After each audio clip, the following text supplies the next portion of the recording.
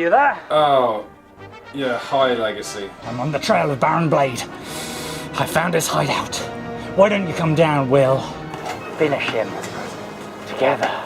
He wants us to fight Baron Blade. Oh, we fought Baron Blade this morning. I know. We'll do it. We'll do it tomorrow. So, Legacy, the thing is that we're probably just going to stay in tonight. I mean, the Archers is on, and, well, Fabulous Boy's a bit tired. And look, I think we're probably just going to fight him tomorrow. And actually, my rocket launcher's in the shop anyway, so it just doesn't make sense.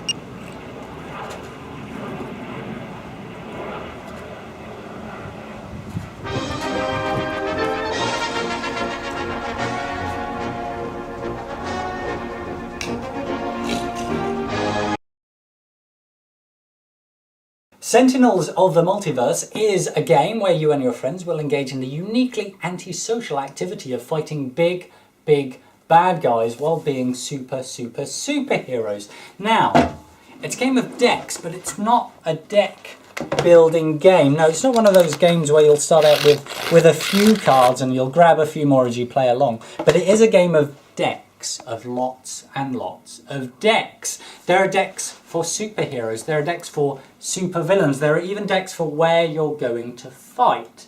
And the idea is, right, look, listen, right, wait, listen, this is the thing, okay, so, you know, you got this right, okay, this is the thing. The idea is you can combine any of these decks in any combination that you like. So do you want to be Tachyon, who's the fastest woman in the universe, and do you want to fight giant plague rat, and do you want to do it in a warehouse, or maybe you want to be Ra, who's an Egyptian, or the woman with the guns, and you can do that on Mars, and you can fight a guy who makes bombs. It doesn't matter. The idea is, look, this is your game. You combine the bits Lego-wise however you like. Come here, and look at all these fabulous heroes. These are all the different hero decks. You can play Bunker, who's a robot, or Fanatic, who's a lady, or Tempest, who, yeah. And you can fight in Atlantis, and you can fight in all these different places, but the way you fight will always be the same. You will pick your hero. You'll have 4 cards drawn off the top of the deck, and on your turn you will just play a card. Except, as you're orbiting the table like some kind of beautiful constellation of justice, when you get to the villain deck, the villain will do something terrible. And as you get to the environment deck, the environment will do something terrible.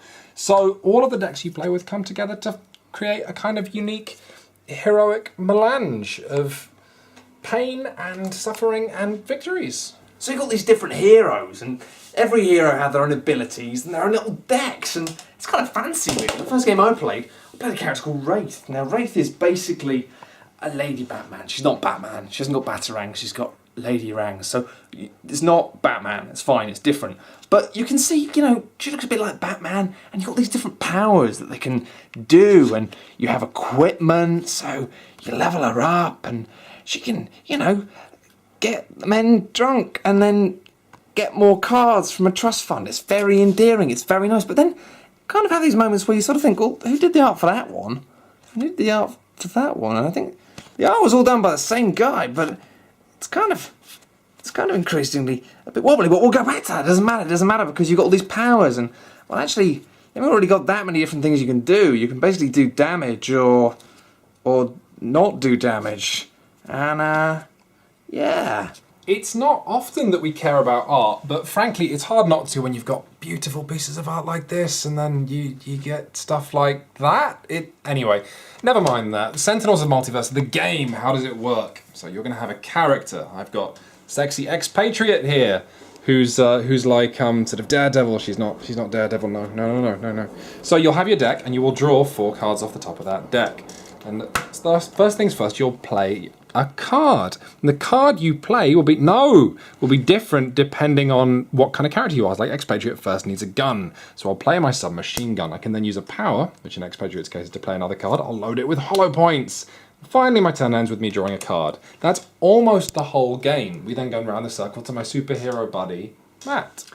Yeah, so the problem is you've got a selection of different things you can do, and when you see that in a little microcosm, you think that sounds exciting. You've got a character with a gun and ammo, but you quickly realise that whilst the decks for each character are about yay thick, they have a lot of repetition, and actually when you first look at it, you go, oh, this is interesting, this character is interesting, but there's not really any nuance. You always end up just doing one or two things. And so with each round, you have a point at which you play a card and then play a power, but you always end up pretty much just using the same power over and over again. And the power is usually just, let's do some damage. And there's another slightly creepy thing, which is that when you read the manual, which is only about 8 pages, it says, those are the only rules, and go off, have some fun, you crazy kids.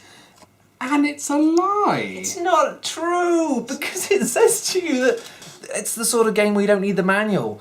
And that's sort of true, because when we played, the manual stayed firmly in the box, which usually with a board game would be an amazing sign. But the problem here is the manual appears to be in the box, but it's never in the box. It's always out of the box on these flipping cards, because you've got all these cards, so you always end up with a bunch of different equipment and ongoing stat boosts in front of you. You always have to remind yourself of how they work, and then the skills you use often have lots of different text on and involves lots of little maths things you have to do and you have to work out. But then also, you've got the bad guy, and the bad guy you're fighting, it starts off simple. This guy's got health, you do damage to him, his health goes down. I can do this, easy. Let's sprinkle the bastard with damage. But then the baddie starts to bring out shields that deflect damage and things that do other types of damage. There's 8 different types of damage in the game. And then they do spells that involve you to do other maths, and they have ongoing boosts which hang around, and minions, and then you have the environment which have ongoing things, and gradually your characters become more powerful. But at the same time, really what happens in the game is it becomes an overwhelmingly complex system that you're constantly having to refer to rules and refer to what's happening and how much damage you should take each round. But you never look in the box because it's always there. No, you keep the manual closed, and that's fine. But, shooting a bad guy with a shotgun, that's fine. But shooting a bad guy in a shotgun in an irradiated vat next to a biometric plasma vat, when he has a shield, and you're hastened under intense doom, and there's a lab rat gnawing at you, and the lab rat's mutated, and you are bathed in a cooling supercool trisolvent vat.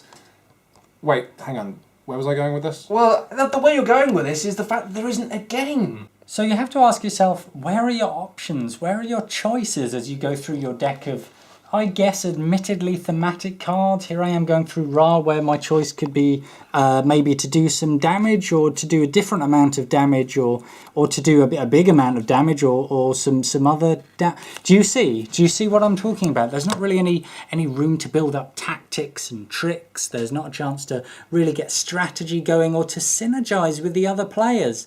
Where are your choices? Where do you decide things? When are you scratching your head? You're not. You're just hammering things over and over again till they fall down. Let's not look past what Sentinels of the Multiverse has achieved here. There is an unbelievable quantity of colour and variety in this box. Since every hero you play as is radically different, every time you play the game for the first, 12 times will be totally different before we've got to villains. And variety in colour is wonderful! One of our favourite games is Cosmic Encounter. Hooray! Which offers different alien races that change the game. Every single game of Cosmic is different, and that's great. But there's a difference, which is that in Cosmic, the aliens only tweak the game slightly. In Sentinels of the Multiverse, this variety is the game. Once you remove these varied decks, you're not left with an idea here. The idea behind it is variety, which is a bit of a shame. The actual game here is simply owning 4 cards and picking the best. But that's about it. You're not spending your time making hard decisions or strategizing or really working together. No, it just becomes sort of treacly looking at everything. Sentinels does have a lot of love online, and I think it is that treacle that makes people feel like they're enjoying the game, because you are engaged, you're paying attention, you're realizing, oh my god, no, I can do this attack and it'll do twice the damage. That's not a game, that's doing your taxes. It's a shame, isn't it? Well, it is a shame. But what can we do, Quinns and Paul? Can we make our own version of the rules and put them online? That makes sense. Let's do that. No, I've got a much more practical idea. To the time machine! You're right, Barry. I was wondering if you could do me some art for this game. An accident? Well, how many fingers?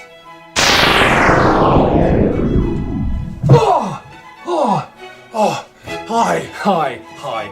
I'm Quinns from the future. and we're going to review I'm going to review my friends. Don't worry about it. I've got some good news, which is that your Kickstarter's going to work. Bad news, game's going to be kind of scrappy, but I'm going to help you do a few things that mean it'll work. So first thing is that you should write this down. You want to start with an idea for the game itself. Not a concept, not a theme, but a mechanic. Something that's absolutely fun to play. And then you add variety later, because that way you'll have something that's rewarding where the variety improves the game rather than something that relies on variety like a crutch. Second thing is that co-op games are great because they bring people together and they let people find out what their friends are made of. They let them share a struggle. You have to be really careful, not that you're going to do this, but that you absolutely don't design a game where players are heads down in their own little deck. And finally, the thing you're going to do that's just is that you're going to try and reduce complexity by having a really simple set of rules, because who enjoys reading rules? Rules are boring, and what you're going to do is you're going to try and dodge that responsibility by putting all of your rules on cards. And the problem with that is it means that rather than a player learning the rules before the game, players are going to learn the rules as the game goes on, which is going to slow everything right down. And finally, there's a band called One Direction. I've written down where they live. I'm going to put this in your pockets. So do you prefer dogs or crisps? Whoa! Quince? Jeez, guys! Whew. Hey, what do you think of the hit band One Direction? Do you wanna take it slow? Or do you wanna No. Okay, you know what? It doesn't matter. It doesn't matter. Why don't we just... Whoa, whoa, whoa, whoa, whoa. Little what? Whoa, whoa, whoa, whoa, whoa. Guys! What about Sentinels of the Multiverse, huh? Hey, why don't we have a look in the box and see how it is? And see how it is? And see how it is? Whoa!